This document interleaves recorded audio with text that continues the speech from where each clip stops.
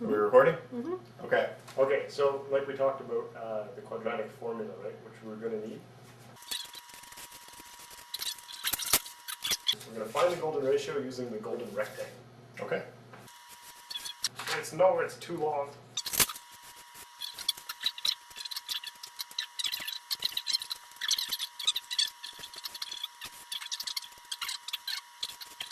Well, that means I'm there. It means I'm making lots of mistakes, pretty bad. That's okay. You were just testing me. Thanks.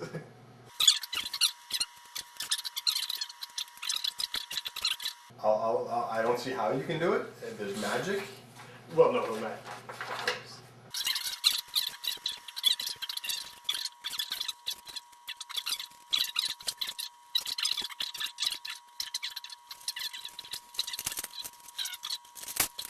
I'm excited to know how this is going to work into this.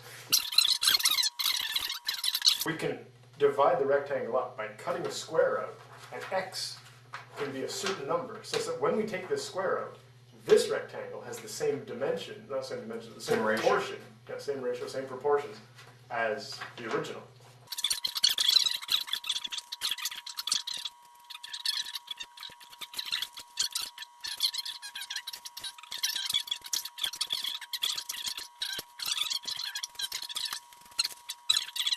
But there is a certain value that will make this true.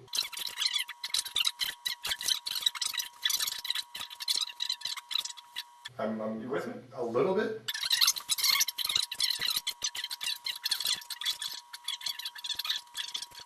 How you do this is going to blow my mind.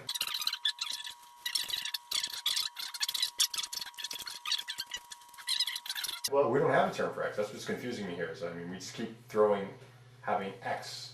yeah, we don't know it yet. We're not in a Yeah. position to actually solve it.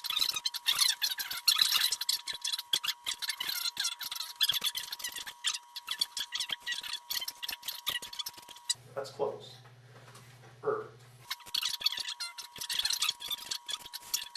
That's a quadratic equation.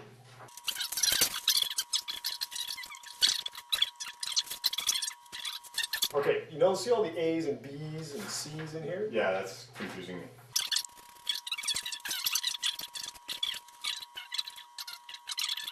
This is not wrong. Okay. Not wrong. But our convention is to not write the 1.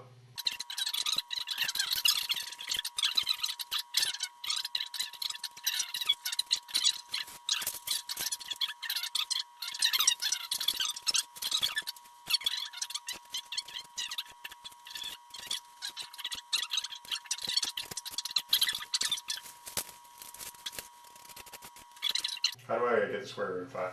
Calculator.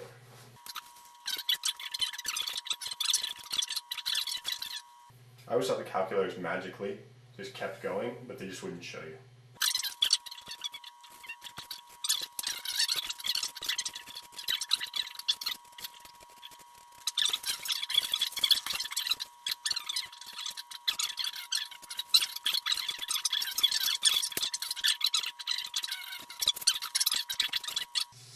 There it is.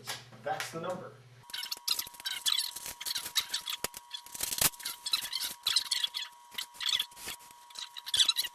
The Greek letter we give to that, it's got a special sort of phi.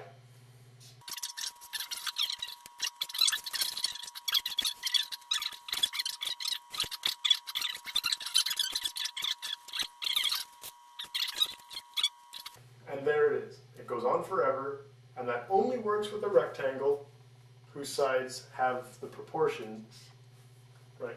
They have the ratio of phi.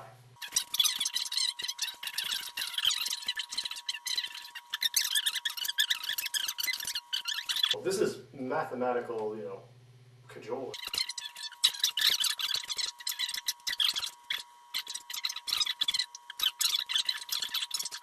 We can have numbers that go on forever.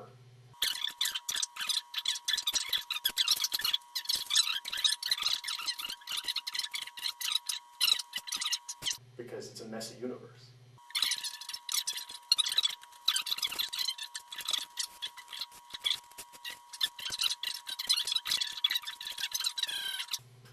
Neat, eh?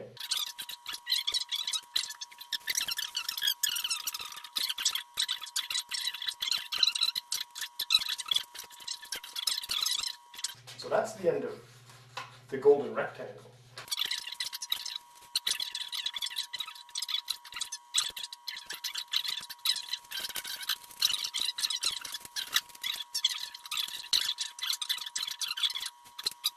He was doing some thinking about the breeding patterns of rabbits, and he came up with what is called in math the Fibonacci sequence.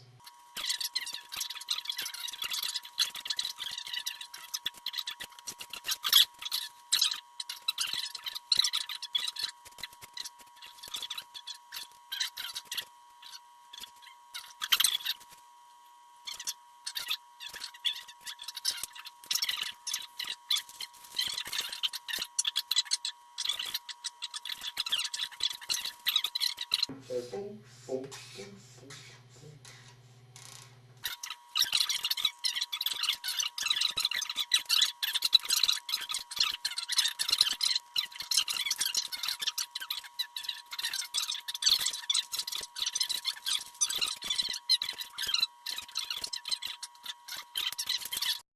It's funny because it's very complicated at first, or it's very blank. It's like simple, but there's not enough information. Then all of a sudden the information shows up, and then all of a sudden it gets ridiculously complicated, but not complicated like I don't understand it, but complicated like wow, that's just big. Yeah, it's deep, eh? Yeah. It's kind of a deep idea. It's like just big. It's like bigger. And we've just, like, this is just the barest scratching of the surface of what's going on.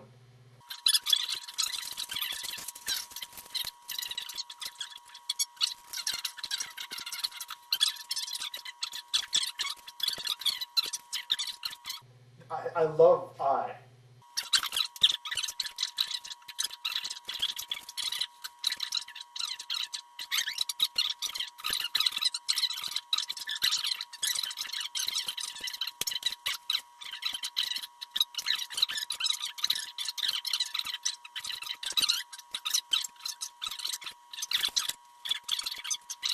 This looks like ridiculous soup.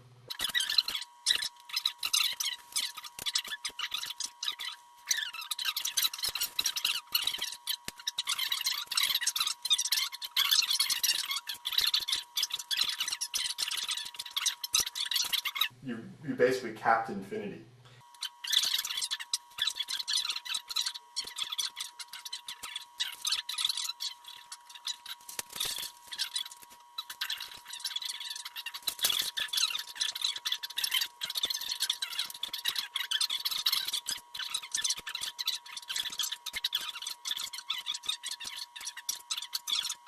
When we learn about it, we find, oh, gee, that doesn't fit common sense.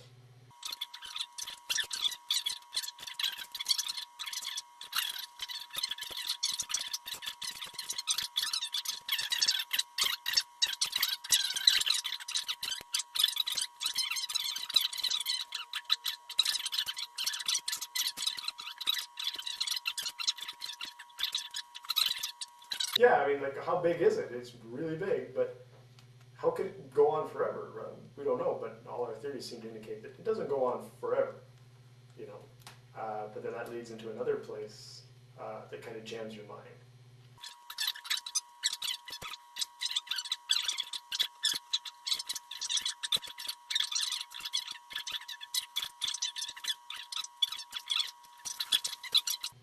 And if you flew just right, let's say, we don't know what the shape of the universe is, but let's say you flew just right, you could wind up back at Earth.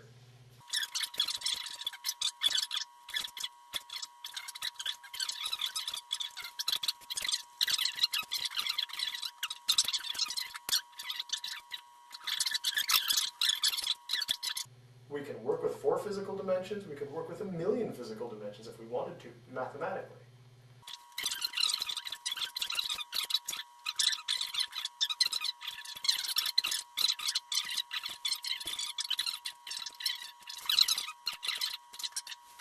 I don't know how to conclude on that note, anything like outer limits sort of sum up. And that is, we want the moral? the outer limits style moral? Sometimes people have to learn that mathematics can do wonderful things and is not a dry and boring subject. So much for Timmy, who did not believe it.